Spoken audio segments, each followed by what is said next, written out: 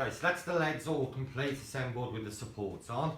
Now we're going to work on the table top, which obviously in order for the extruder to have the filament passing through the cable for the wires, we need a nice big opening in the centre. Now this is an edge that is obviously very visible. We want to make sure we do a nice clean cut. We're going to have to cut to both sides of the table, and the marking that we need to do, the hole we need to cut, is 55mm in from each of the edges. So I'm going to clamp it down, and then I'm going to set the set to 55mm, and then I'm going to draw and score around, creating my cut line.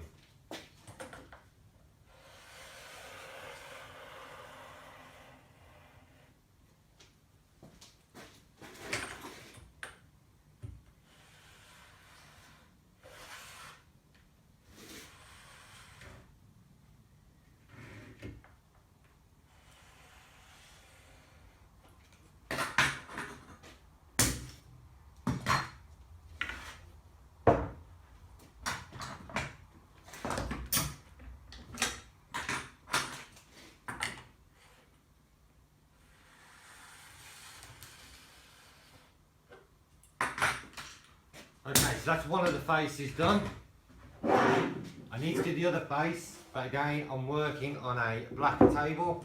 I'm not going to see the pencil mark too well, plus I want to get a cleaner cut, because this is the finished edge that we're going to see when it's fully assembled onto the print table. So using some masking tape, just going to mark round the edges.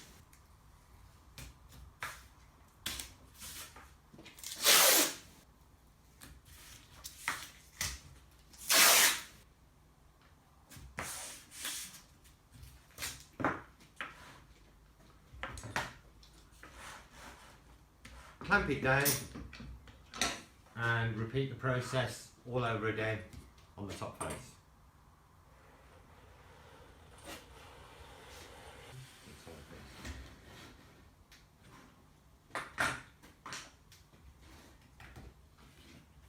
Okay,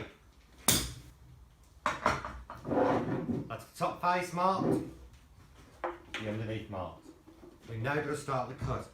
We want this to be a nice clean cut. What I use is a clamp that I can clamp onto the side of it that will give me a nice straight line in order for me to rest my cutting blade against. Obviously you can do it with a rule, but you'll have to be careful if you want to get that cut nice and clean. Need to clamp it back down.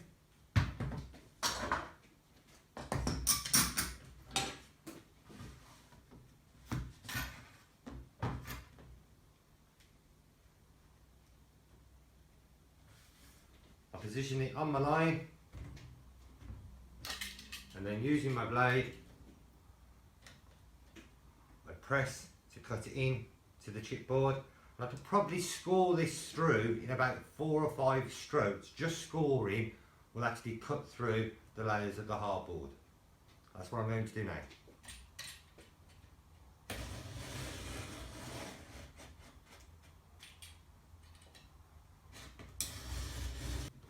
So we've scored through all the edge now that we've marked out.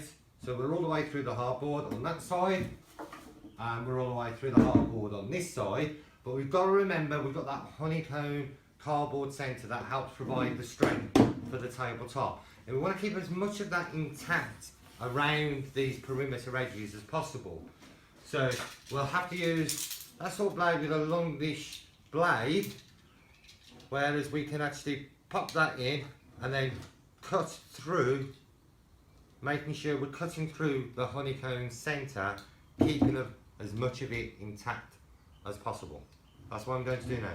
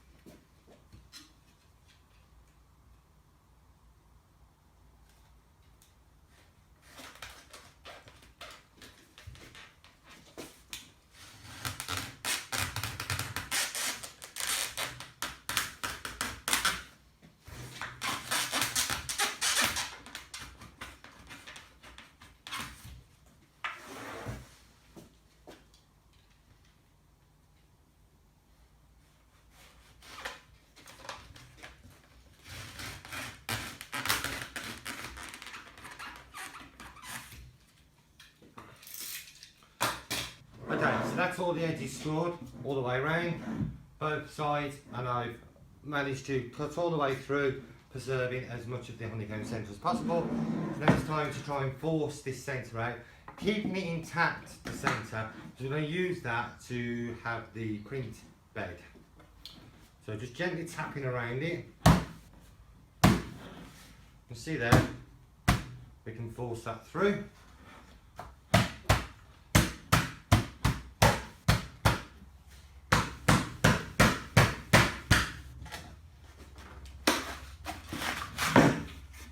And there we have it.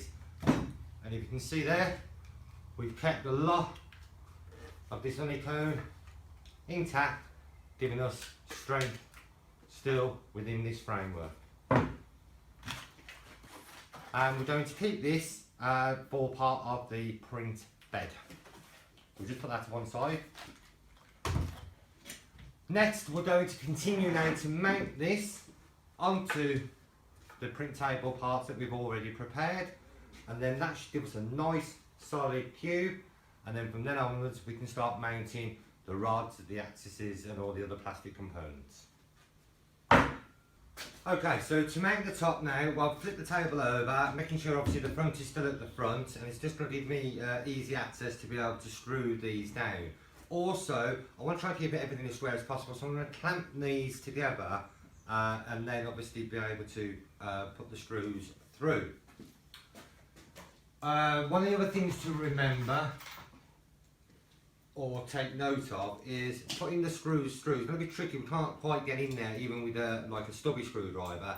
So we're going to use a screwdriver, we're going to use a ratchet which we can put a screwdriver bit into, and that should give us easy access then. But before we put the screws through, get some clamps, put them into position.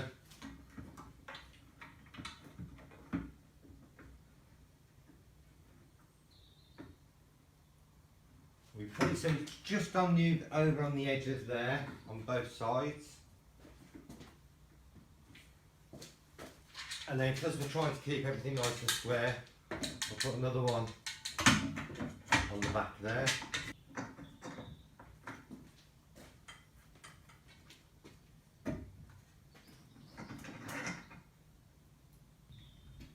And now that those are into position, I'm going to put the screws through and tighten them up.